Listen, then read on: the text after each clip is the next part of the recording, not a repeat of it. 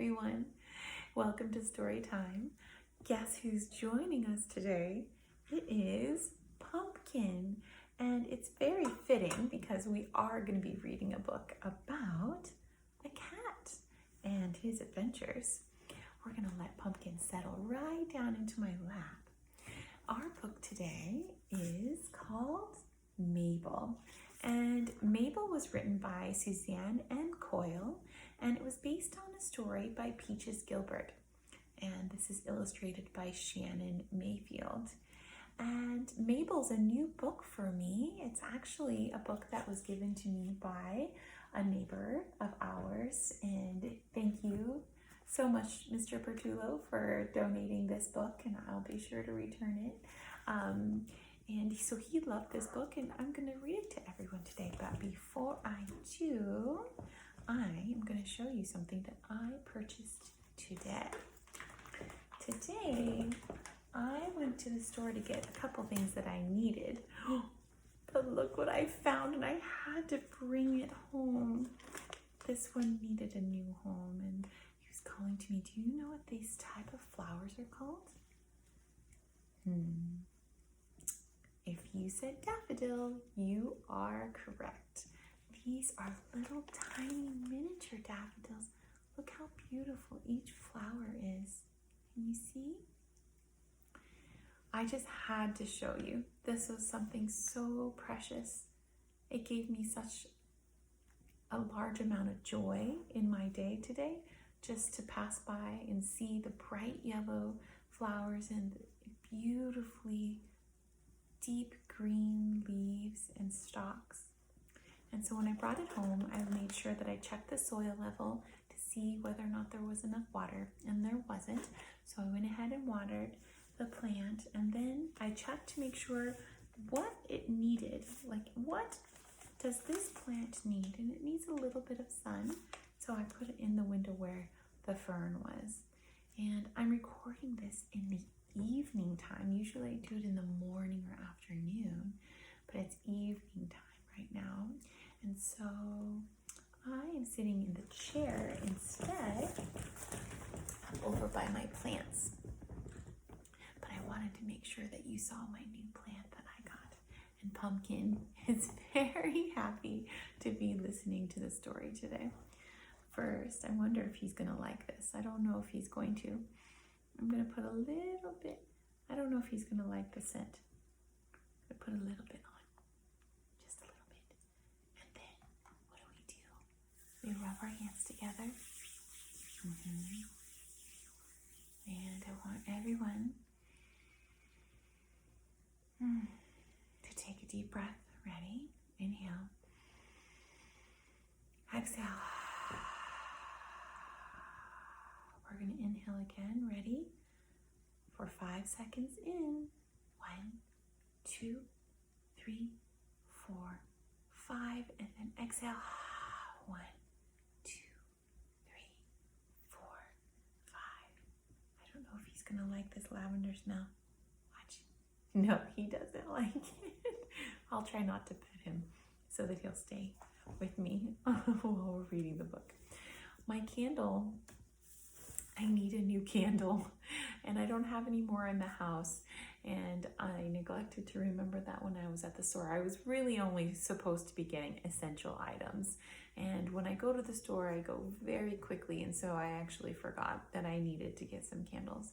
So we won't be able to light our candle today, but very soon we will have our candle back. Mabel. And this is a little bit of a longer book, and it does have pictures. But what I would ask of you is for it to get nice and comfy. I'm actually going to take the dust cover off. Get nice and comfy, and maybe get a cuddly blanket or something you really love, one of your favorite things, so you can listen to the book. And I'll show you the inside cover.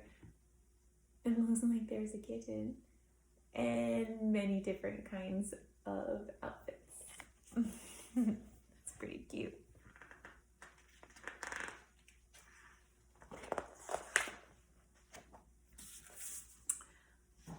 I'm Mabel, and this is my shop in New York City. I'll be happy to show you around. It's filled with beautiful things my artist friends have made. Please come in."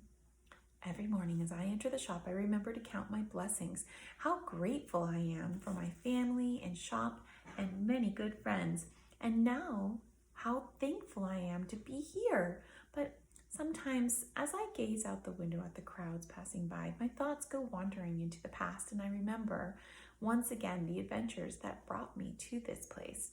My life was not always so easy. I was born one April morning on a deserted farm far away in old Virginia. Spring Hill Farm was a lovely place. It was filled with life. Deserted simply means that there are no humans there. Birds and squirrels nested in the trees. Rabbits, moles, and field mice burrowed in the meadows. The pond was filled with shimmering fish, and our neighbor, a handsome tomcat named Silas, lived in the big barn. Wildflowers carpeted the fields and honeysuckles twined around the broken fence.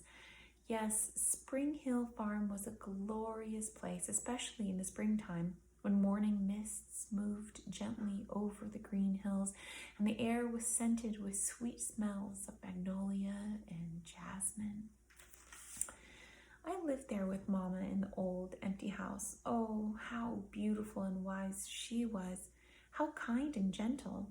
Mama taught me nearly everything I know: how to leap and pounce and hunt, how to eat with dainty manners, and how to wash my fur until it shines.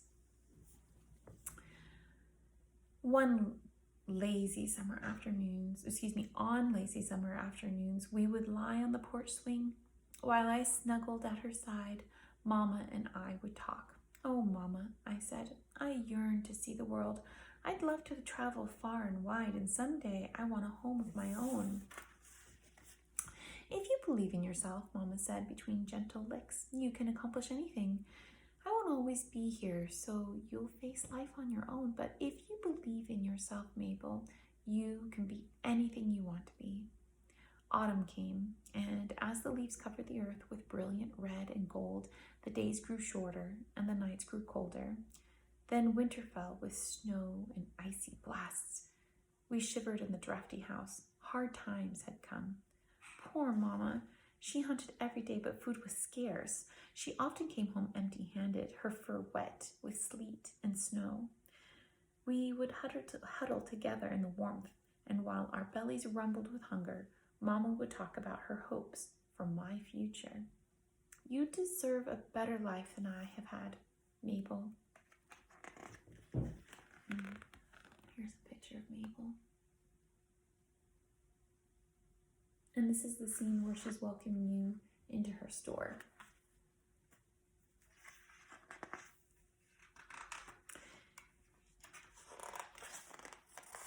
"You deserve a better life than I have had, Mabel.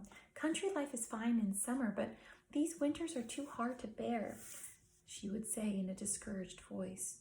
"The world is wide and full of marvels and adventure, but hard work and courage will take you far. Your chance will come, Mabel, and when it does, don't be afraid. Pounce on it. Don't let it go." Through the long winter nights, as I lay pressed against my mother's side, I dreamed about the future and hoped that I would not fail to recognize my chance when it finally came. At last, spring returned, and the farm burst with new life. Then came a day I will never forget. Mama had gone to search for food while I waited for her at the house. Hours passed, but she did not return. Where was she? Had something happened? It was almost dark when Silas came walking toward me through the tall grass. "Mabel, I'm so sorry," he said softly. "There was an accident. A car was speeding down the road, and your mother, she won't ever come back home again." As the terrible news sank in, I began to weep, and after a while Silas nudged me with his chin. "You'd better stay in the barn with me," he said. "Thank you for your kind offer," I said through my tears, "but I can't impose on you, Silas." "Holy sardines, Mabel, you won't be no trouble. The hayloft is big. You can have your own space. Besides," he said, "your mama's gone now, and you're all alone. I don't mind sharing with you." Well, you can imagine the state I was in, yet after some thought, I decided that it was the only thing, the practical thing to do. It'll be okay, Mabel, he promised. I swear on my whiskers, I'll take good care of you. And that is how I came to live in a humble hayloft with my friend Silas. Silas was a rugged, dashing fellow who loved the outdoor life. He was a fine hunter, but he excelled at fishing. Each day he brought home food for both of us, always giving me the choicest morsels, for underneath his handsome fur beat a generous, tender heart. He cared for me as I struggled with my grief. There, there, Mabel, he would say gruffly. You'll pull through. Then he would lick my ear with his rough tongue until my tears turned into purrs, and I don't know what I would have done without dear Silas. Except for the birds and wild creatures, Silas and I had the place to ourselves. We hunted and played, leading a carefree life. No place on earth was lovelier than Spring Hill Farm. And so, let me just move my foot a little bit. Here's a picture of Silas and Mabel. And there's Pumpkin.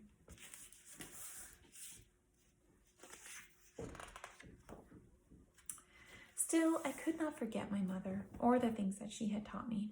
Her voice echoed in my dreams. Remember, Mabel, you can do anything you set your mind to do. You can do anything, and you can be anything you want to be. So even as I romped with Silas in the sweet-smelling meadows, I tried to imagine the future. But how or when my future would unfold and whether Silas would be a part of it, I did not know. Ever since the accident, Silas and I were suspicious of cars. We scampered to the hayloft whenever we heard the sound of a motor. Sometimes people would stop to look at the farm, but they never stayed long. Then one beautiful morning, Destiny came driving to our door. A pretty yellow car came down the road and stopped near the gate. A woman stepped out and looked toward the house. She smiled a lovely smile. I wonder what she wants, I said. Come on, said Silas. Let's find out. We scampered down from the hayloft and then crept through the weeds until we were close to the woman. We could hear her talking to herself. Oh, she sighed, it's so rustic, so enchanting. Her voice was soft and gentle, stirring something deep inside me. She likes her farm, I murmured. Leaping salmon, she's heading towards the barn, Silas said. Let's tail her. So, being careful to remain hidden by the weeds, we followed silently as the woman made a slow tour of the farm.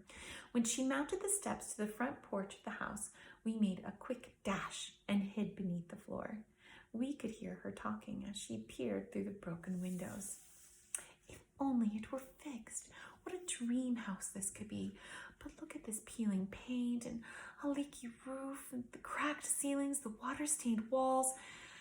It needs so much work, so much money. Oh, what shall I do? Her voice was sad and sweet. My heart went out to her. She sounded as if she loves the farm, I whispered. I think she wants to live here. Well, I, for one, don't want her here, said Silas with alarm. I don't like people. I wish she'd go away. Shh, I said. Keep your voice down. We don't want her to hear us. Then the woman spoke again. She seemed to be arguing with herself. It's simply out of question. I can't afford to buy this farm. I wonder how much it costs. Too much. There they are hiding.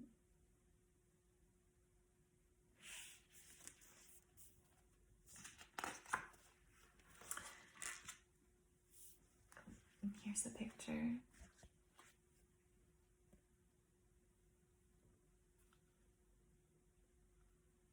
There's the car, and there's the house. It's a beautiful house. It's a house that I'd like to live in one day, maybe. Come here. He's not coming back. He's drinking some water. Oh. What does it say on the too much. The whole place needs repair, but it could be so beautiful and the dogs would adore living here. That was too much for Silas. Dogs? He has lovely suffering smells. She has dogs? Suddenly, the floor above us splintered with a loud crash. The woman's foot came through the hole, almost landing on our heads. Too terrified to worry about being discovered, we bolted from our hiding place and ran towards the road. I was running so fast I didn't see where I was going, and when I finally slowed down, there in front of me was the woman's car. Sunlight glinted off the fenders, making it glow like the bowl of a buttercup. It seemed to invite me inside. I couldn't resist. With one leap, I landed on the soft leather of the front seat. I looked around, hoping to learn something about the woman to whom I felt so curiously drawn. There on the seat lay a filmy scarf. It too was yellow, my favorite color. I touched it gingerly with my paw. It was soft and silky, and it gave off a scent like wildflowers in summer. I crept under the scarf, breathing in the delightful perfume. Suddenly, the car door opened, and the woman sat down beside me. She rubbed her sore foot, the one that had come through the floor, and began to talk again. I must give up this silly idea. The house needs too many repairs, but I could be so happy in this lovely place. I could rest here, away from the hustle and bustle of New York. There must be a way. There must. Her voice cracked with a sob. The poor woman was crying. I pushed my head out from under the scarf to look at her. My movement caught her eye. "What have we have here?" she exclaimed, smiling through her tears. "Why, Miss Kitty, you have come to say hello?"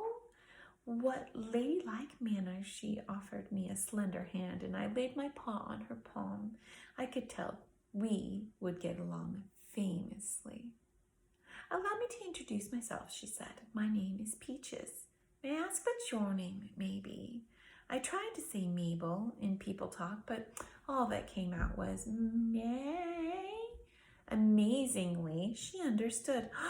"Ah, Mabel," she said. "What a lovely name. I'm so pleased to meet you." Not only was she a lady, she was intelligent too. I purred. So here's where her foot had come through before they ran away. My foot was falling asleep. This is a longer book, so cuddle in. "Well, Mabel, what do you think? Shall I try to buy Spring Hill Farm? Will it change my life? Will I be happier?" I purred harder. "If I come, will you help me?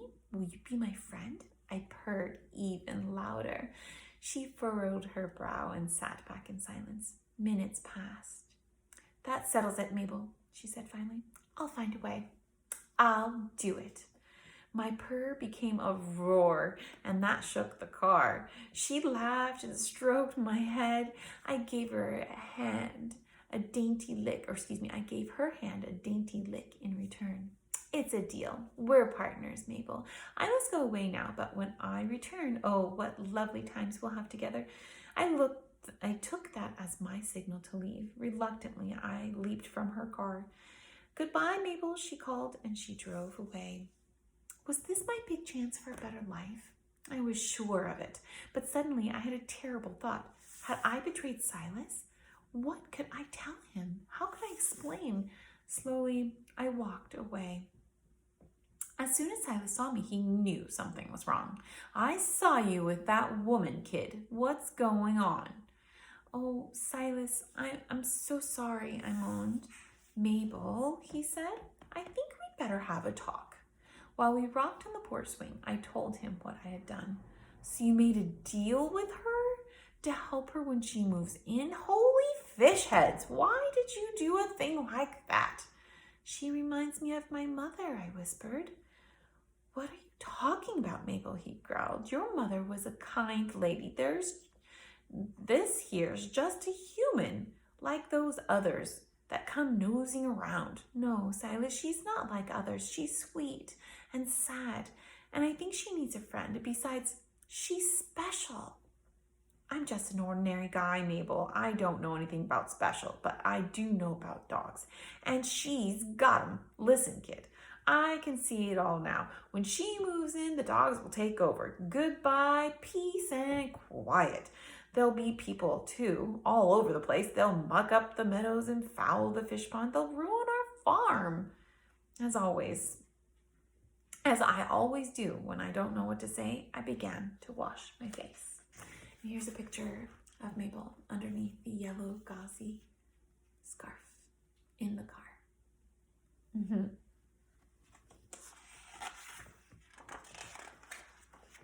Oh, and here's a picture. There they are rocking on the porch swing. What a beautiful porch. Something I really wish I could have one day.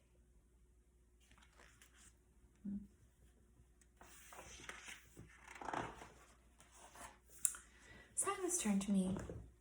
Stop washing and listen. This is serious. His whiskers were quivering as he looked at me earnestly with his golden eyes. Mabel, I met some gypsy cats camped out in the North Meadow. When they leave, they're heading west into the mountains. They told me that the mountains are full of good hunting and fishing. It sounds like a free and wonderful place, Silas said with a dreamy look. What do you say, Mabel? Let's go to the mountains too, because when that woman moves here, I can't stay. I just can't. Please, Mabel, say you'll come with me. Let me think about it, Silas, I begged. My heart was torn in two. I loved Silas dearly, but life in the mountains would mean a life of hardship. Like many a country cat, I would grow old before my time. I wasn't afraid of hard work, but I wanted to make something of myself. A future with Peaches seemed to hold great promise. Who could tell what I might become? I knew, of course, what choice Mama would have made. The next few weeks were filled with noisy activity as hammers banged, saws buzzed, and paint fumes filled the air. Silas stalked about restlessly, casting pleading glances in my direction. At last the workmen laughed. The house gleamed like a wedding cake set on a field of green velvet. Then one day we saw a moving van appear down the road. Time to go, Mabel, said Silas. Are you coming with me? Oh, Silas, I love you, I blurted out. Always. Forever. It's okay, kid, he said. I understand. We all have to make choices. This is your big chance, and you gotta take it. But I'll sure miss you, Mabel. As Silas pressed his nose against mine and gently licked my cheek, I noticed his eyes were damp. Heavenly haddock, he said, wiping his eyes with his paws. Then, Rag, we sure can get to you. Then, holding his tail high, he looked at me one last time. Remember, Mabel, whenever the full moon rises over the mountains, I'll be thinking of you. Goodbye, sweetheart. Good luck. Goodbye. I watched through my tears as sweet Silas walked past the barn, over the hill, and out of my life. The moving van pulled up near the house. Parked behind it was the yellow car. Peaches was near the gate, directing the movers as they carried furniture into the house. The air was filled with noisy barking. It's now or never, I thought. Time to begin my new life. So, mustering all the dignity I had, I held my head up and went off to meet Peaches and the dogs. There were 3 of them, leaping in and out of the van, yipping and yelping and getting underfoot. And here's a picture of Mabel being very sad about Silas leaving. And here is a picture of Mabel, and what's happening? Oh, she sees the dogs coming out of the moving van.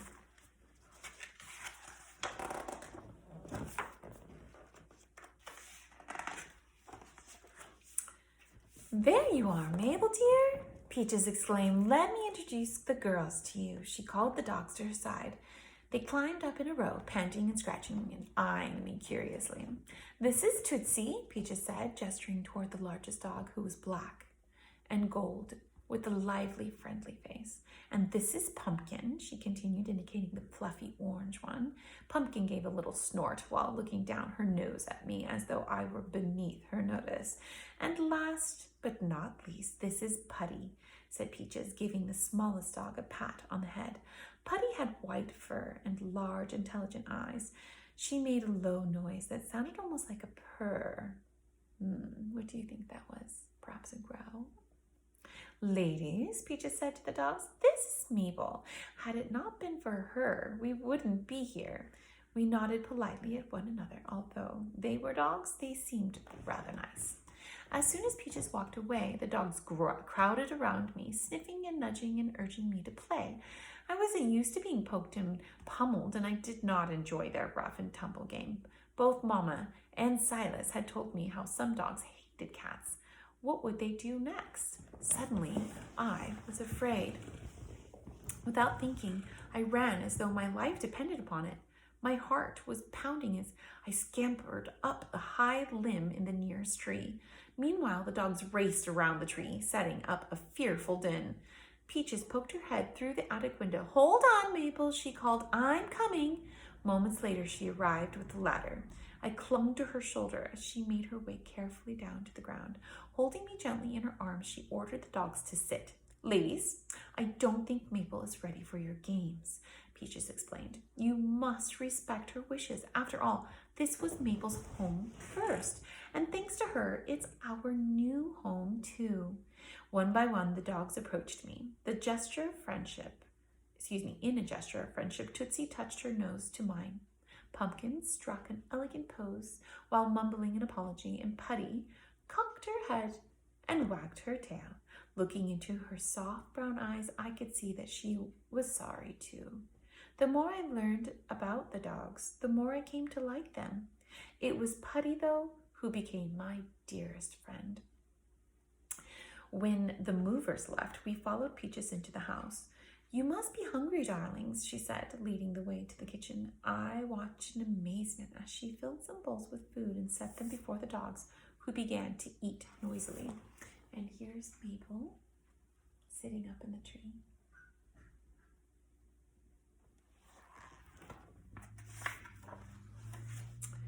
"And for you, Mabel, there's a special treat," Peaches said as she placed a bowl filled with silvery fish in front of me. I couldn't believe it.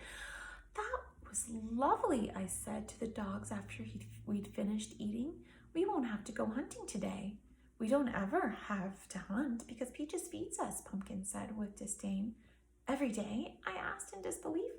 "Yes, every day," said Putty. "Peaches is good to us in 100 ways. That's why we try to be good to her." "Thank you, Putty," I said thoughtfully. "I'm beginning to understand." We fell into an easy routine. The dogs spent their days outdoors, but I stayed close to the house and kept my eye on Peaches. She seemed to like my company, but sometimes she looked sad. To cheer her up, I gave her little presents. Peaches didn't seem to like the mouse I brought, or the shiny beetle either. But when I dropped a meadow daisy in her lap, her face lit up like sunshine. From then on, I brought her flowers. Every few days, Peaches would drive off in the yellow car. I don't know where people go to hunt, but it must be a marvelous place. She always comes back with wonderful treats, biscuits for the dogs and fish for me. After dinner, the dogs would lie at her feet and I would snuggle on her lap, and it was time for bed. "What a lovely family we are," Peaches said one evening. I'd never thought of it that way, but she was right. We loved one another, just as a family should. I purred in contentment. The summer passed, and the nights grew cool, with a hint of autumn in the air. And one morning, a change seemed to come over Peaches. After the dogs had gone outside, she paced around the house. "Mabel," she said, "it's been a restful summer, but I'm beginning to miss my friends. Do you know what it's like to miss someone?" I touched her softly with my paw. "I think it's time to welcome in the future, don't you?" she asked. I purred. "I knew you'd understand," she said, and smiled her lovely smile. "Oh, Mabel," she said, "let's have a party. I want my friends to meet you. When the guests arrive, we welcome them in." "Oh," they said when they saw the vases filled with flowers. "Ah," they exclaimed when they smelled the food. "And what a beautiful house." And there's the fish that Mabel was being fed. She couldn't believe that she was going to get food every day. And here's the party.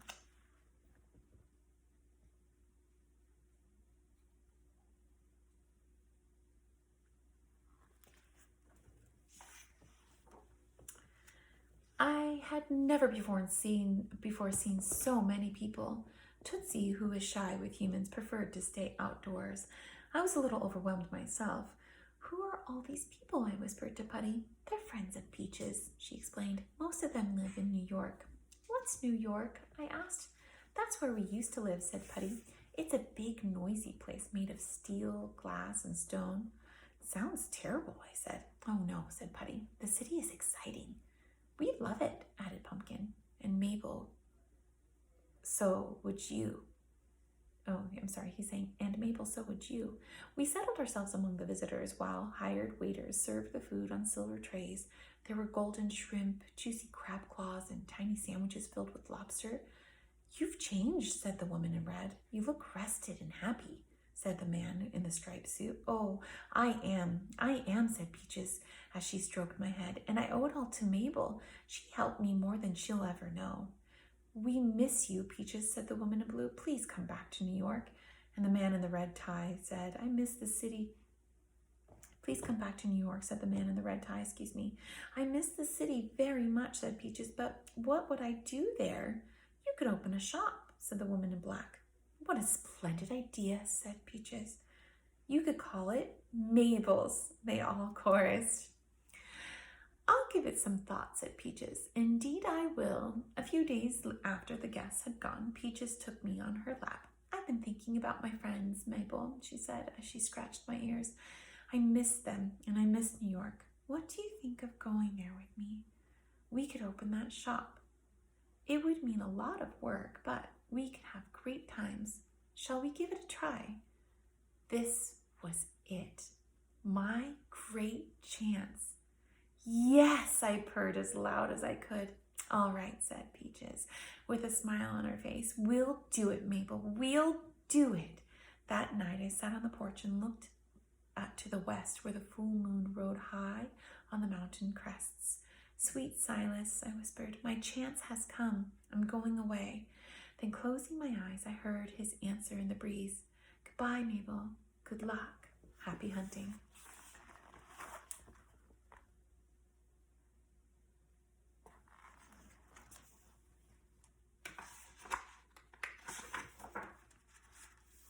And here it looks like is a shop.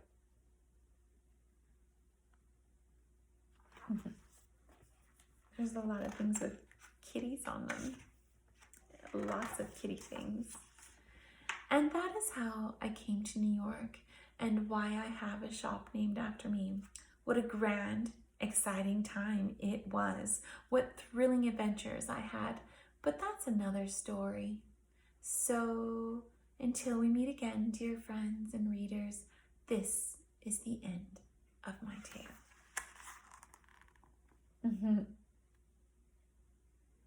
Do you see how the words are making the end of his tale? A tale like a story, but also like a tale on the kitten. Well, I really loved this book. Mabel is a beautiful book, and the thing I liked most about it was that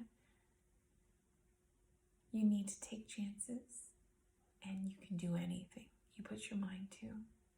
So gather your loved ones around you and give them big hugs and lots of love, and be with your family and friends, but always take chances